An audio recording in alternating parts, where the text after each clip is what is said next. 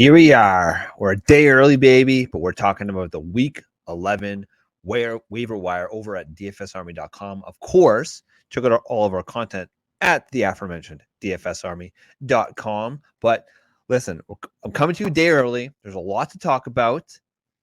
Let's get into it. Week 11, looking forward, there are 4 teams on bye this week: the Jacksonville Jaguars, the Miami Dolphins, the Seattle Seahawks, and the Tampa Bay Buccaneers. There are also, unfortunately, some pretty notable injuries that we saw this week. Of course, Cooper Kupp had to leave the game due to an ankle injury, and according to Coach Sean McVay, it does not look good. So that's going to be a problem. Zach Ertz also left the game with a knee injury. Hopefully, it's only going to be a few weeks, but he is definitely going to be missing time. Jerry Jeudy, pretty much right at the start of the game, he left because of an ankle injury, so we got to keep an eye on that throughout the week.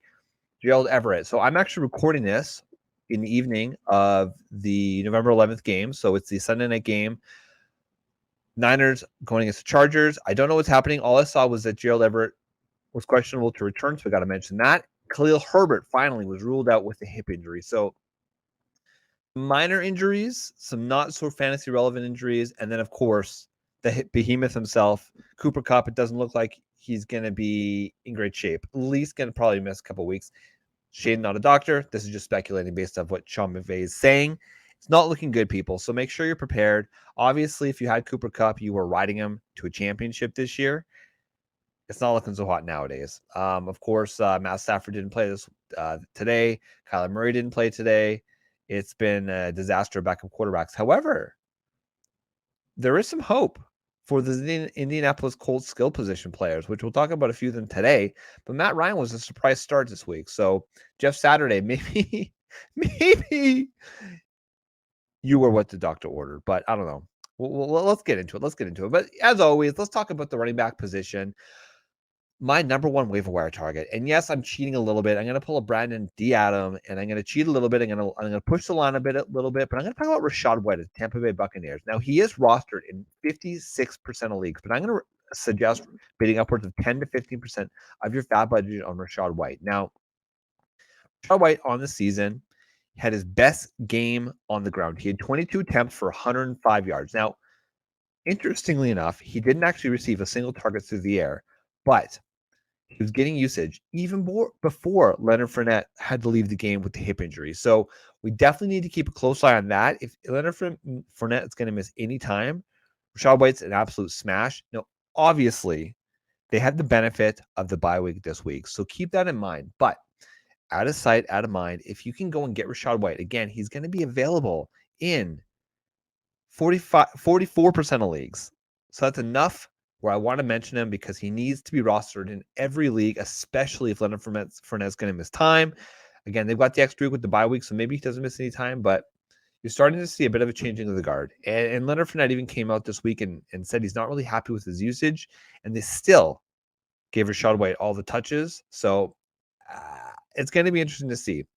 Jerick McKinnon of the Kansas City Chiefs. He's my second best player that I'm going to recommend. He's rostered in 26% of leagues. I'm going to suggest up to 4% of your fab budget. Now, once again, Jerick McKinnon is in a timeshare with Isaiah Pacheco, who is also on the list right below this, but it's really the two of them because for whatever reason, the Kansas City Chiefs hate Clyde Edwards-Helaire. Now, maybe, just maybe, it's because Clyde Edwards-Helaire isn't a good football player. Now, I hate to exaggerate to that degree, but it's very clear that when the Kansas City Chiefs took the luxury pick and chose CEH in round 1, it was a glaring mistake at the time. Obviously, they passed up on Jonathan Taylor. It was egregious. But I will say, at this point, if you're going to get a piece of that offense, Isaiah Pacheco, hyper athletic athlete, they're using him on early downs. They're going to be using Jerick McKinnon in those high caloric passing downs. And the last 2 weeks alone, Jerick McKinnon continues to get 8 targets. So 8 targets this week, 8 targets last week. That's what scores, especially in your PPR leagues. So that's why I'm leaning Jared McKinnon slightly over Isaiah Pacheco. Pacheco is actually rostered in more leagues. He's rostered in 33% of leagues. I'm going to suggest between 45%. Just we want to get a piece of that offense. And we've seen now week after week after week that the Kansas City Chiefs really are relying on the arm of Patrick Mahomes, which can we really blame them for that? Not really, right? But he's a player you want to push for as well. Isaiah Pacheco. Look, Pacheco has the talent, especially because Jared McKinnon is 30 years old, to legitimately be a league winner. That's the kind of player that he could be. Hyper athletic, in a good offense, lots of scoring opportunities. Isaiah Pacheco, Jared McKinnon, definitely get both of these guys on your team or one of these guys on your team. In PPR leagues, I favor Jared McKinnon. In standard leagues, I would favor Isaiah Pacheco. I'm not saying you want to start them every single week, right? But they're players you want to have on your bench. And as you're churning your bench constantly, these are the types of guys that you want, especially going into the fantasy football playoffs. After that, I have Latavius Murray of Denver Broncos. Now, he didn't do squat this week. He got 9 rushes and 3 targets, but he did out-touch Melvin Gordon, who only got 7 rushes and 6 targets. And Chase Edmonds, he's a forgotten man. He only had 2 rushes and 2 targets. So do we like rostering running backs in bad offenses? No, absolutely not. We don't. But we like rostering starting running backs in NFL offenses as depth pieces, okay? So you want to go out, you want to get yourself Latavius Murray. MG3 is pretty much rostered in every league. So Latavius Murray is the only guy that's going to be available. Now, Kyren Williams, his first game as a LA Ram, unfortunately, kind of fell flat on his face. John Wolford was starting in place of Matthew Stafford, so we didn't really expect much anyways. But he only had 1 carry for 9 yards, but he did have 3 for 3. Now, if you'll recall, Kyren Williams, we've talked about a few times on this show now, he was a prolific pass catcher in college. Now, his draft stock fell when he showed up to the combine and really didn't do squat at the combine. He didn't produce, he didn't look good, and he fell in the draft because of it. But Kyren Williams is an elite pass catcher, and that's where he can make his hay. So I would classify him as just like a good football player. He's somebody you definitely want to have on your radar, especially in PPR leagues. But just keep in mind that, I mean, even Darrell Henderson, who got the touchdown today, he barely scored 10 points in PPR leagues. So this isn't an offense we're screaming to get a piece of, especially if Cooper Kupp is down now. I mean, he's the only guy that's really moving the chains consistently. So obviously you can consider going out and getting Allen Robinson, but I don't even have Allen Robinson on the sheet because he's too high rostered. Just something to consider. Kyren Williams, good player. Now, Jaylen Warren, Pittsburgh Steelers. The buzz on the street this week was that he was going to get more usage. Now, he is rostered in 37% of leagues. I'm going to suggest a couple bucks. He had 9 carries this week. Okay, so Najee Harris is still the number 1 guy in town, but Jaylen Warren continues to get talk, and as long as he's getting the eye of the coaches, he's a guy we want to keep on a radar as just a bench stash. So that's it, rounding out the running back position. This week, to be honest, there wasn't really a lot of sizzle at the running back spot for once. And actually, pleasantly, it's actually the wide receiver position. So let's get into some sex appeal here. My number 1 waiver wire target on the week is Christian Watson of the Green Bay Packers. He's only rostered in 18% of leagues. I'm going to suggest between 8 to 15% of your fab budget on Christian Watson. Watson has league winner written all over him.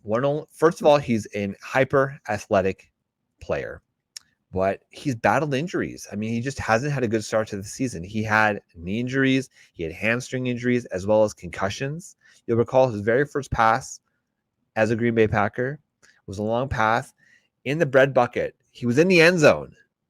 He just had to secure the damn ball, and he didn't. And then that's when old Sourpuss gave the look to the sideline saying, listen, like, guys, what else do you want me to do? But guess what? Christian Watson produced this week.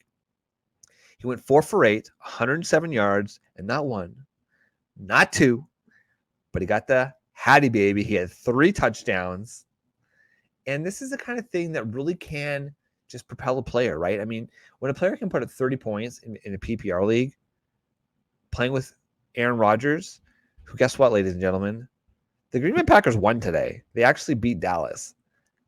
And he was in Green Bay but it was a win that they desperately needed. And it was a big part of it was because of Christian Watson. So this is a player that you must go out and you must roster. Historically, when you look at these productive rookies, the start of the season is often slow, and it's really the second half of the season. Once these guys really just learn how to play in the NFL, because it is a very different game than in college football.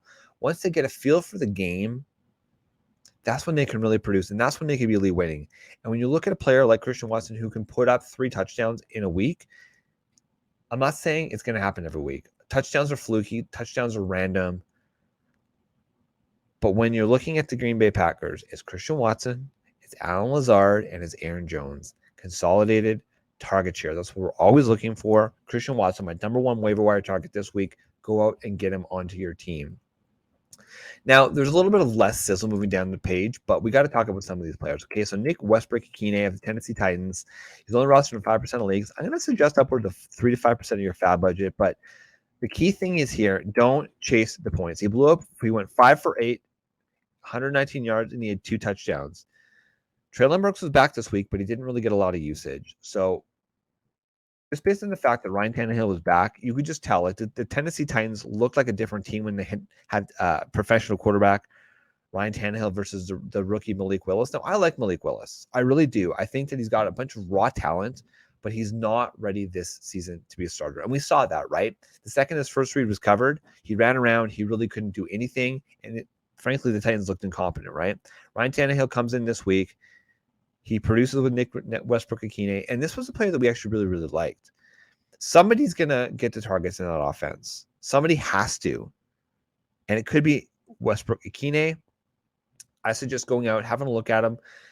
If you're in a 10-person league, no, he's not really an option. But if you are in a 12-person plus league, 6+ bench players, that's the type of league where you want to go out and consider getting Nick Westbrook-Ikhine. And my boy, my God, what an emotional roller coaster if you're an Indianapolis Colts fan. Paris Campbell, Indianapolis Colts, only rostered 28% of leagues. I had him. I actually literally just dropped him in one of my leagues this morning so that I could pick up Colt McCoy to cover my injured Kyler Murray. What a debacle that turned out to be. What a just absolute disaster. I should have just played frickin' Paris Campbell in my super flex position. But listen, Matt Ryan was a surprise start, and what we saw was that he was getting Paris Campbell the ball, and he's getting Michael Pittman the ball. Jonathan Taylor was back and healthy. He looked good. So this offense is clicking once again. And listen, they're not going to make the playoffs. It's not going to happen. It's probably too little too late. But Jeff Saturday came in completely unprepared. The man should not be a starting NFL head coach right now, but he is. And he said, listen, let's get back to the basics. Sam Ellinger, you're not a professional quarterback. You're not a starting quarterback.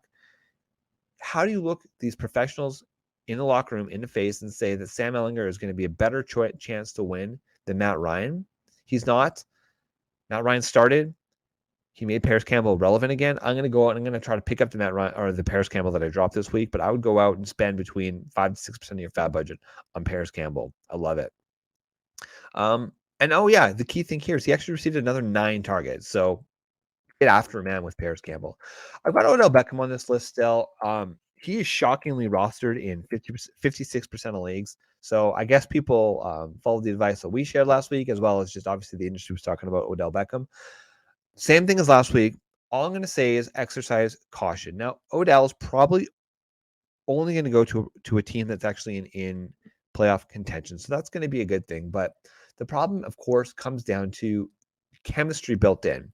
The Rams at this point don't look like they're going to be a playoff team. They've got that Super Bowl hangover. So could Odell go back to the Rams? Maybe, but I doubt it at this point at the season. It doesn't seem like a good fit for him.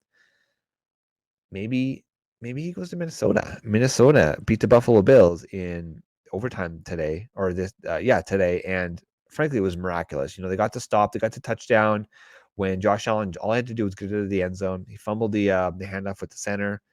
They bring it to overtime, and they win in overtime. That could be a team that Odell Beckham goes to. That would be really, really interesting because Kirk Cousins, he is, I would say, very underrated. But that's the thing, right? Odell Beckham, he's a risky player. He's not somebody that I personally like to roster on my team because of the uncertainty, but go and get him. He's worth rostering. depending on your situation. Nico Collins, okay, Houston Texans. He's rostered 19% of leagues. I'm going to suggest 3 to 5% of your FAB budget. He had 5 receptions on 10 targets for 49 yards and the touchdown this week, okay? So it's no secret. Brandon Cooks was not happy. He went out on social media again. He wanted to be traded off the Houston Texans, but if you look at his contract, it's not attainable. It's not realistic that he was going to be traded, and he wasn't. But it's Nico Collins, it's Brandon Cooks, and as long as they have a competent offense, again, consolidated target share, Nico Collins could be that guy. I still think Brandon Cooks is the top dog on that offense, but Nico Collins, listen, if Brandon Cooks just kind of says, you know what, screw it, he pulls an Allen Robinson and decides just not to really play out the rest of the year, maybe Nico Collins could be the beneficiary of that. So consider going and grabbing Nico Collins. Oh boy, Donovan Peoples-Jones, baby. DPJ. He produced for us this week, just like we thought we hoped he would. He got 5 of 9 targets for 99 yards. When the Browns destroyed the Dolphins. The Dolphins still destroyed the Browns, but Donovan Peoples-Jones was able to actually produce, and he was the target. He looked to be Jacoby Brissett's favorite target this week. Obviously, Amari Cooper is still going to be the dog on that offense, but Nico's going to be, Donovan Peoples-Jones is going to be relevant every single week. I love him as a flex consideration every single week. 12-person league and up, DPJ needs to be rostered. Okay, plug your nose for this one. Tampa Bay, Julio Jones. Yes, I know they're on a bye week this week, but he looks healthy. He's getting the usage. He caught the touchdown this week. Chris Godwin looks healthy, finally. Tom Brady looked good. I mean, this was kind of the win that they needed. So as long as Julio can continue to stay healthy, now you might not have to pick him up this week. Just keep him in mind. Out of sight, out of mind again. He's going to be probably very, very cheap. He's only rostered in 31% of leagues, but Julio Jones is definitely a guy worth considering, especially if we look at history and we realize that Tom Brady is a pretty good quarterback and that NFC South is still an absolute trash heap of a division. So they can easily still win that division. They're going to have to go on a bit of a run here. I have confidence in Tom Brady, Mike Edwards, Chris Godwin, Julio Jones, Leonard Fournette, Rashad White, Scotty Miller. These are all players I have confidence in fantasy football, and you should too. Julio Jones, worth considering. Okay, Zay Jones. We know that the Jacksonville Jaguars are going to be on bye again this week, but Zay Jones, man, he continues to be an active part of that offense. So go out and get him. Okay, all right. Let's move on to the quarterback position. Now, the only guy that I have on my list this week is Matt Ryan. Now, the thing about Matt Ryan is that he's only really rosterable in your Superflex leagues, but he's a very, very good quarterback too in Superflex leagues. And I know he's been up and down all season, but as long as he continues to be healthy, he has such a talented group of pass catchers around him. Paris Campbell, Michael Pittman, Leonard Fournette, Jonathan Taylor does know how to catch balls. So Matt Ryan, if he's available in your Superflex leagues, which he probably is, because a lot of people probably dropped him when they said that Sam Ehlinger was going to be the starter for the rest of the season, go out and get yourself some Matt Ryan because he's going to be worth rostering. That's it. That's all I have to quarterback position. Let's move on to the tight end position. Let's get the hell out of here. I got to mention Cole Kmet. He's rostered in 53% of leagues, but you're going to want to be spending 5-6% if he is out there. Second week in a row where he scored twice. You just want to get a piece. I can't believe I'm saying this, but you want to get a piece of that Chicago Bears offense right now. He had 7 targets on the season, which was his most number of targets all season, up from last week at the time, season high 6 targets. Cole Kmet is definitely the number one tight end waiver wire target that I would say you want to go out and get right now. Just get a piece of that offense, man. Tyler Conklin, New York Jets. He's coming off of the bye. He's only rostered in 17% of leagues. But in week 9, yes, he only got 2 targets, but the week before that he had 10. He's getting upwards of 70 to 75% minimum target or snap share every single week. Tyler Conklin is a player you want to go out and get, and he's a very decent streamer. Austin Moreau of the Las Vegas Raiders. He's rostered 31%. Of course, Darren Waller is on IR. He was elevated to IR this week along with Hunter Renfrow. Listen, he's a decent fill-in player. He's actually a better blocker, but he saved you with the TD this week. And Moreau, he has an ability. I don't consider him an elite pass catching tight end, but he's a player that can catch the ball, and he's part of that offense because he's just going to step in and play the Darren Waller role. So Foster Moreau is a reasonable player, couple bucks. Juwan Johnson, New Orleans Saints, rostered in 17% of leagues. He targeted 7 times this week, and 70 and he had 70% snap share. He had 44 yards and a touchdown. He's super athletic, but he's a small for a tight end. He's only 230 pounds, which is light for a tight end. You like to see them around 245, 250 minimum. But he is athletic. He had a 4.58 40-yard dash, which is a 90th percentile, and he's the 70th percentile speed score, 80th percentile agility score. Every single week, the New Orleans Saints are kind of up in the air. I would actually prefer if Jameis Winston was starting for them instead of Andy Dalton, but he's not. So we're just going to have to live with that. But Juwan Johnson, excellent streamer. And then Trey McBride, we mentioned at the top of the show that Zach Ertz is probably going to miss some time dealing with the knee injury. And Trey McBride, we like Greg Dulcich, but Trey McBride was probably my favorite rookie tight end on the season. Of course, when he was drafted by the Arizona Cardinals, we knew that he was going to be buried this season. This is going to be his opportunity to step in and show that he can actually go out and produce. He reminded me actually of a player like kind of like Adam Troutman. Now, Adam Troutman obviously has not produced in the NFL, which it sucks, but it's just a reality. Trey McBride could be that guy.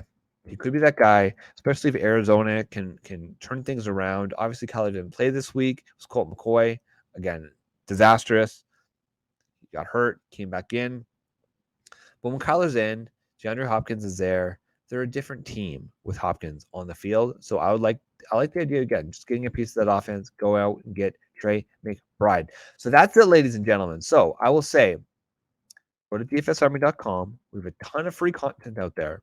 But if you want to just get a free month membership, dfsarmy.com/free-offer.